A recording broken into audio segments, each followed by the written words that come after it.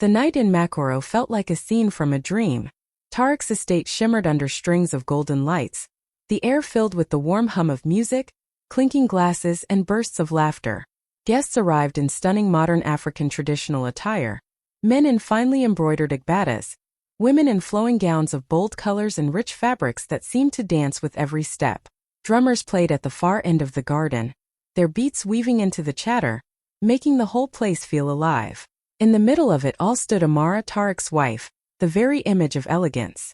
Her gown, a deep emerald green lined with golden patterns, hugged her figure perfectly, and the joy in her smile seemed to light up even the shadows. She moved through the crowd with grace, greeting relatives and old friends, completely unaware of the storm silently brewing behind her. From the balcony above, Tarek watched the scene with a practiced smile, shaking hands, sharing jokes, playing the perfect host. But behind his polished eyes there was something else, something darker, hidden away from the laughter and music. Tonight was meant to be a celebration, but for Tarek, it was also the night his secret plan would begin. The night in Makoro felt like a scene from a dream. Tarek's estate shimmered under strings of golden lights, the air filled with the warm hum of music, clinking glasses and bursts of laughter. Guests arrived in stunning modern African traditional attire, men in finely embroidered agbadas, women in flowing gowns of bold colors and rich fabrics that seemed to dance with every step. Drummers played at the far end of the garden, their beats weaving into the chatter, making the whole place feel alive. In the middle of it all stood Amara, Tarek's wife, the very image of elegance. Her gown, a deep emerald green lined with golden patterns, hugged her figure perfectly, and the joy in her smile seemed to light up even the shadows. She moved through the crowd with grace, greeting Relat. Behind Tarek's charming smile and smooth greetings was a storm that had been building for years. To the world they were the perfect couple, wealthy, respected, admired. But in his heart, Tarek carried a wound that had never healed. It wasn't about infidelity, it was about pride. Years ago, in front of his own family, Amara had made a decision that, in his eyes, cost him his standing. She had spoken up against him during an important family council, siding with his older brother in a matter that touched the family's name and inheritance. To everyone else it was just an honest opinion, but to Tarek it was betrayal, public and unforgettable. He had smiled and moved on, at least on the surface, but inside resentment grew roots. Tonight he had decided the hurt would end on his terms. In a quiet corner of the kitchen, away from the music and laughter, he held a crystal glass in his hand, watching as a faint swirl of liquid disappeared into the juice. It was almost beautiful in a cruel way, the way it dissolved without a trace. A servant walked in and paused, his eyes flicking to the glass, then to Tarek. There was a hesitation, a moment too long before he bowed and stepped back. Tarek's jaw tightened, but his face remained calm. From across the room, a close friend, Sefiu, noticed something strange. Tarek was usually loud and animated during parties, but tonight his smile seemed fixed, his eyes distracted. Sefiu's gaze followed Tarek's hand as he set the glass apart from the others, almost protectively, as though guarding it. The golden lights of the party reflected off the rim of the glass, making it glint like a secret waiting to be discovered. Tarek's fingers lingered on it for a moment, then he took a deep breath, masking every trace of his inner storm before stepping back into the celebration. No one knew, not even Amara, that the toast to love and family tonight was laced with something far more dangerous than words. The garden quieted as Tarek stood at the center, glass in hand, his voice cutting through the music and chatter. Guests turned toward him, their colorful clothes shimmering under the lights. The soft beat of the drums slowed, almost as if the night itself leaned in to listen. Tarek smiled, a perfect practiced smile, and began to speak. "My dear family," he said warmly, his tone carrying the weight of tradition and pride. "Tonight is not just another gathering. It is a reminder of who we are, where we come from, and how much we mean to one another." His words floated gently into the night, drawing nods and soft murmurs of agreement. He spoke of love, of unity, of how family must stand together no matter the storms. Every sentence wrapped him in the image of a man who cherished his people, yet behind the sparkle in his eyes, a darker truth waited. The glass in his hand caught the golden light, and for a moment it seemed to gleam with a life of its own. The rich red juice swirled inside, calm on the surface, deadly beneath. Somewhere deep inside, his heartbeat thudded harder, but his face never betrayed it. Amara, standing a few steps away, watched him with admiration. Her smile was bright and genuine, her hands clasped in front of her as she listened to the man she believed still loved her without reservation. She didn't notice the way his fingers curled just a little tighter around the stem of the glass when his gaze met hers. And then Zola, Amara's younger sister, bubbled up to the front, laughing as she reached for a glass from the table beside Tarek. "I want to drink to that," she said cheerfully, slipping her arm around her sister's waist. She was radiant, carefree, her movements full of youthful joy. Tarek's eyes flickered for the briefest second, the faintest crack in his composure. The glass meant for Amara now sat just inches from Zola's eager hand, and the night's careful script had begun to shift in ways he could not control. Zola's fingers closed around the stem of the crystal glass, her laughter ringing out like a bell in the night. She had no idea that in her hand she held more than a drink. It was danger dressed in sweetness. Her eyes sparkled as she looked at Amara.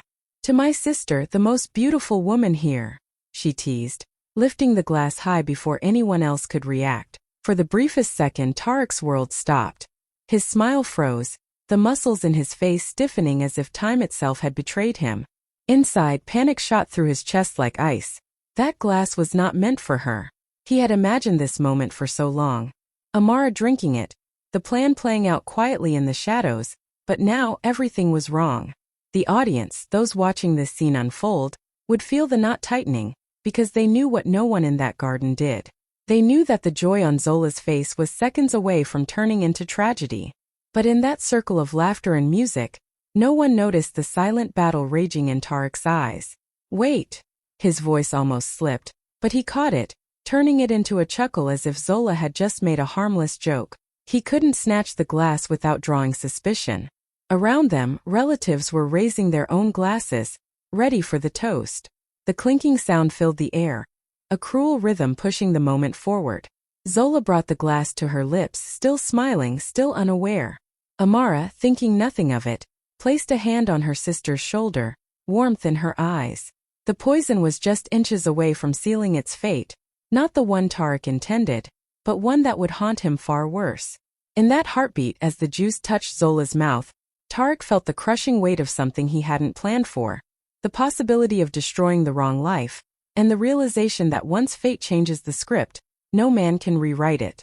The moment Zola swallowed the last sip, her laughter broke into a cough, just a small one at first. People around her barely noticed, still raising their glasses for the toast. But then her hand trembled, the glass slipping from her fingers and shattering against the tiled floor. The sharp crack silenced the music for a second, and before anyone could ask what happened, Zola's knees buckled. "Zola!" Amara's voice tore through the night as she lunged forward, catching her sister just before she hit the ground. The vibrant glow of the party dissolved into chaos. Guests screamed, some rushing toward them, others stepping back in shock. The sweet scent of flowers and food was suddenly overpowered by fear. Zola's eyes fluttered, her breathing shallow, her skin already turning pale under the golden lights. Amara's hand shook as she cradled her sister's head, calling her name over and over. Her elegant gown, perfect just minutes ago, now dragged in the spilled juice and glass shards. Tarek stood frozen for a moment, his chest pounding so loudly he could barely hear the noise around him. This was not supposed to happen. It wasn't supposed to be her. Panic gripped him. Not the panic of a worried brother-in-law, but the cold, crushing shock of a man watching his own plan turn into a nightmare. "Call an ambulance!" someone shouted. Servants rushed in, their eyes wide with confusion. A few relatives began praying loudly, their voices trembling. Others whispered in hushed, frantic tones, suspicion already weaving its way into the air. Tarek finally dropped to his knees beside them, his hands hovering over Zola as if unsure whether to help or keep his distance. Amara looked up at him, her face streaked with tears, but all she saw was desperation in his eyes. A desperation she didn't yet understand. The celebration had shattered in an instant, and the night that was meant to be filled with love now carried the weight of something darker, something no one was ready to face. Tarek's hands were shaking as he pulled his phone from his pocket, dialing emergency services with clumsy fingers. His voice cracked as he shouted into the receiver, giving the address again and again, as if saying it faster would make the ambulance arrive sooner. Around him, the party had dissolved into a blur of noise, crying, murmurs, and the frantic footsteps of people moving without direction. For the first time in years, the confident, untouchable businessman looked completely helpless. "Stay with us, Zola, please," he muttered under his breath, his voice trembling. He wasn't sure if anyone heard it, and part of him didn't want them to. Inside, guilt twisted like a knife. This was not the plan. He had wanted to hurt Amara, not her sister. But now the sight of Zola's limp body on the ground made his chest tighten with something he didn't recognize, fear that he couldn't undo what had been done. Amara's focus was razor-sharp. While Tariq's mind spun in panic, she pressed her fingers gently against Zola's neck, searching for a pulse. "She's breathing, but it's weak," she said, her voice steady even though her eyes were wet. She loosened Zola's dress collar, tilting her head slightly to ease her breathing. "We need cold water now," she called out, and 2 servants rushed to fetch it. When the water came, Amara dabbed Zola's forehead, speaking softly to her, telling her she would be okay. Her movements were calm but urgent, her voice a lifeline in the chaos. She didn't notice the way Tariq's eyes kept darting to the broken glass on the floor, or the way his jaw clenched each time someone stepped near it. In that moment the roles had shifted. Tariq, usually the one in control, was a man gripped by fear and guilt, while Amara stood firm, protective, determined, and full of a strength he had almost forgotten she possessed. Somewhere in the distance the sound of sirens began to grow louder, but for Tariq they weren't a promise of rescue, they were the sound of fate. Hours later, the estate was quiet in a way that felt heavy, almost suffocating. The ambulance had come and gone, taking Zola to the hospital. She was alive but still weak, her breathing steady only because of the oxygen mask strapped to her face. The doctors said she would recover, but the question of what had made her collapse hung in the air like smoke that refused to clear. Family members sat in small groups across the living room, their beautiful clothes now rumpled, their voices low. Some whispered prayers of relief for Zola's survival. Others whispered something else, questions. What had happened to her drink? Why had she suddenly fallen? Why did Tariq look so pale when it happened? The whispers carried weight, and even though no one said it aloud, suspicion was beginning to take shape. Tariq sat apart from the rest, elbows on his knees, staring at the floor. Every polite, powerful mask he had worn over the years felt like it was crumbling. His mind replayed the moment Zola picked up that glass over and over, each replay slicing through him with guilt. He had built a life on control, on always being the man with the answers. Tonight, he felt like a child who had set a fire he could not put out. Amara moved quietly among the guests, offering tea to some, reassuring others that Zola would be fine. Her voice was calm, her posture strong, even though her own heart was still racing. When she spoke about her sister, it was with certainty and hope, and people listened because she meant every word. But every time her eyes drifted toward Tariq, something inside her stirred. Confusion, maybe even doubt. She didn't want to believe he had anything to do with this, but the unease in her chest told her not to ignore the small signs. Tariq, feeling her gaze, looked up briefly. For a split second she saw something raw in his eyes. Fear, guilt, maybe both. It was enough to plant a seed she could no longer pretend wasn't there. The next morning Amara woke early, her mind still restless from the night before. She couldn't shake the image of Zola's glass shattering, the strange flicker in Tariq's eyes, and the way he hovered near that one drink before the toast. It was probably just her imagination, she told herself, but the thought refused to go away. She moved through the quiet house, the smell of last night's party still lingering faintly in the air.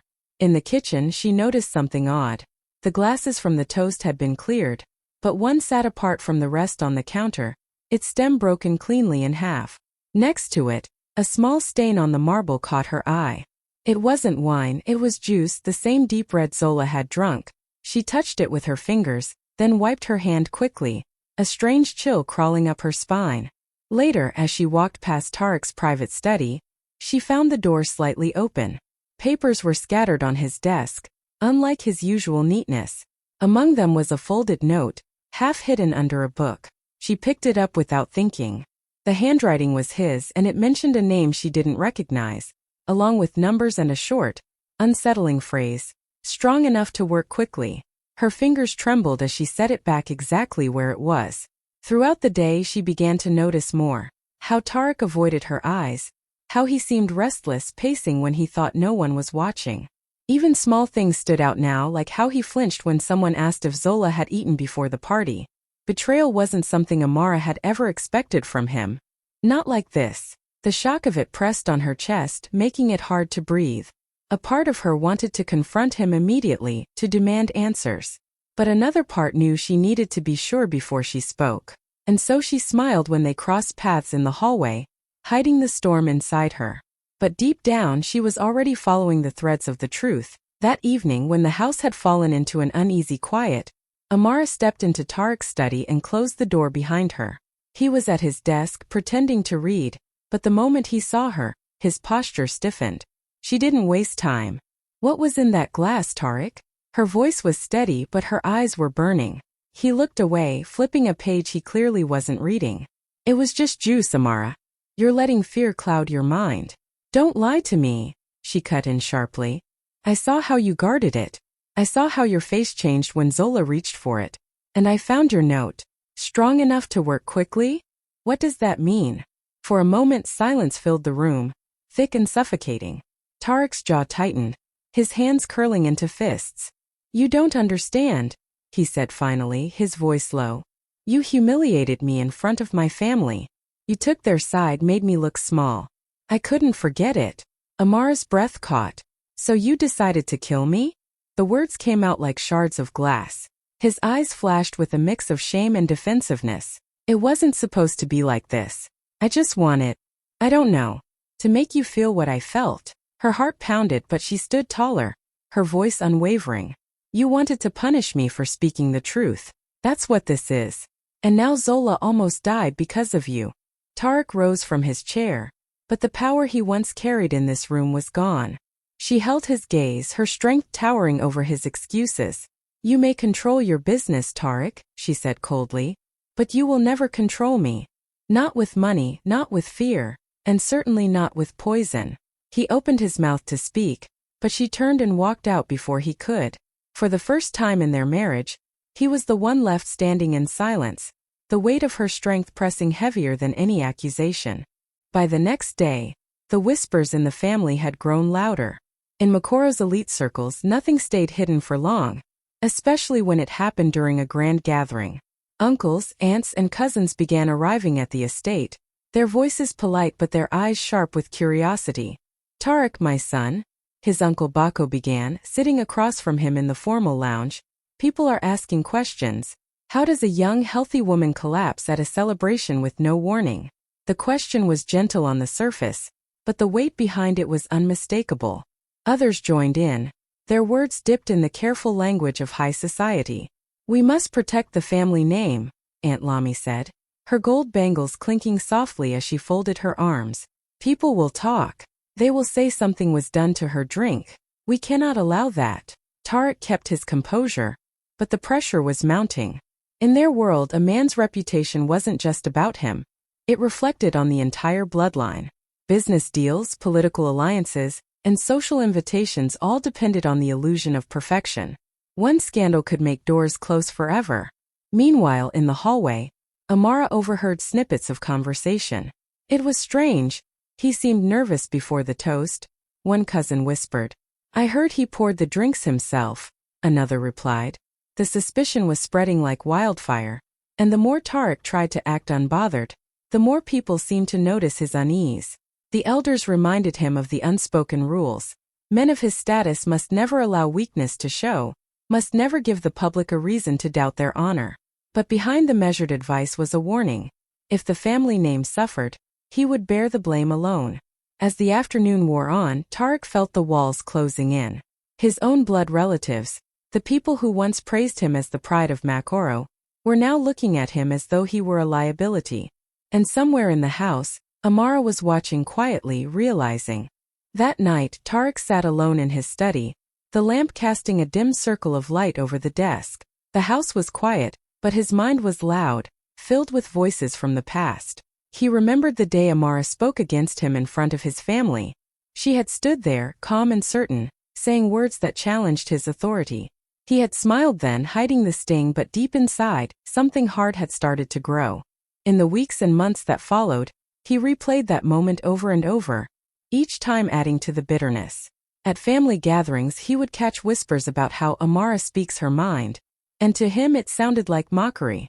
He convinced himself she had stripped him of respect, and the resentment settled in his chest like a weight he couldn't put down. But now, staring at the events of last night, the truth felt uglier than he had imagined. Zola's pale face, Amara's tears, the chaos of the party. All because he let his pride turn into poison, both in his heart and in that glass. From the doorway, Amara watched him quietly. She didn't speak, but she studied the way his shoulders slumped, the way he rubbed his forehead as if trying to press the thoughts out of his skull.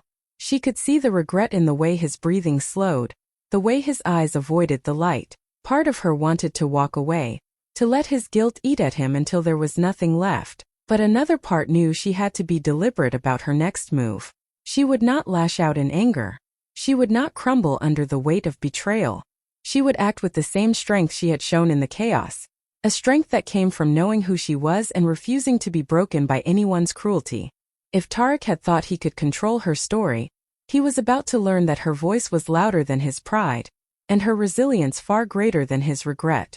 The next morning Tarek found Amara in the garden, tending to the flowers she loved so much. The early sun lit her face, and for a moment, he almost forgot the storm between them. He walked toward her slowly, his voice low. "Amara, I'm sorry." She didn't look up right away. Her hand stayed busy, trimming a rose stem with careful precision. "Sorry for what, Tarek? For almost killing me? For nearly taking my sister's life? Or for getting caught?" He flinched at her words, his throat tightening. "I lost myself. I let anger take over. I never meant for Zola to." She cut him off, finally lifting her eyes to meet his. "You never meant for her to drink it, but you meant for someone to. Don't hide behind accidents when the intention was already poisoned." He tried to step closer, but she held up her hand. "I will not pretend nothing happened. You want redemption? Then it will not come from flowers, from expensive gifts, or from a public apology. It will come from truth, full truth. You tell our family what you did, you take responsibility for your actions, and you live with the consequences. That is the only way I can even consider staying under the same roof as you." Her voice was calm, but there was steel in it now, a strength he hadn't seen before or perhaps had ignored. The shock that had once made her tremble was gone, replaced by the steady gaze of a woman who had faced death, betrayal and humiliation, and had come out stronger. Tarek swallowed hard, realizing that this was no longer about winning her back. It was about facing himself. Whether she stayed or walked away would depend entirely on whether he could become a man worthy of the strength standing before him. And for the first time he wasn't sure he could. Word spread through Makoro like wildfire. It started with whispers at an elite women's brunch, then spilled into hushed conversations in church corridors, and finally burst onto social media in cryptic posts that everyone somehow understood. "High tables shake when poison hides in the wine," one post read, followed by knowing comments and sly emojis. Tarek's name was no longer spoken with admiration. At the golf club, old business friends avoided his handshake. At networking dinners, men he once led in conversation now turned their chairs slightly away. The poison story had no official confirmation, but in a city like Makoro, rumors didn't need proof to ruin a reputation. Meanwhile, Amara moved through these same spaces with a quiet dignity that drew even more attention. At the Sunday charity fundraiser, she arrived in a simple but striking Ankara dress, her head held high. Some women who had once only greeted her with polite smiles, now leaned in with genuine warmth. They whispered their support, not in the pitying tone she had expected, but with a kind of respect that surprised her. Dramatic irony hung in the air. People judged Tarek harshly for the very act he had tried to hide, while the woman he had meant to harm became the one they admired most. Some even speculated that her composure under pressure meant she was stronger than they had ever realized. Still, Amara felt the sting of being the center of scandal. Behind closed doors, she had moments of exhaustion, moments when the weight of public eyes felt too heavy. But she refused to let Makoro see her stumble. Every public appearance became part of her unspoken message. You can survive betrayal and still walk with grace.